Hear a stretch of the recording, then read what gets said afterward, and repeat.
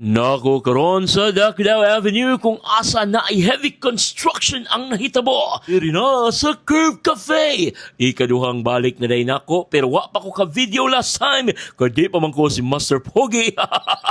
Karon ra gyud. Asan sila kape nga lami sa mas gibaligya dito sa Baroque Resto last time. Sa mga nagtanaw sa akong reels makita ninyo dito giunsan nako sa pagtamay-tamay. Haha, joke lang. Pero nagulat ko sa akong ka-zoom kay dugay man kaayo mo login. Igugugol alas 9 pero mo lagig 9:30. Haha.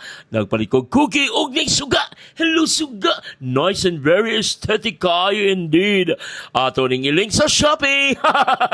O tara. Nagsugod kog zoom and I can feel the sound of music, the sound of heavy construction sa paligid. Ayun na lang nabawi silang coconut butter latte o ilang matcha cooking hasta kalamay. And I realized nga multi-purpose na yung lugar kaya pwede man ka mag-laundry while you are drinking this cup of coffee. Pero ang problema na ako, asa man isampay, basig maabugan ni. Abog-abog.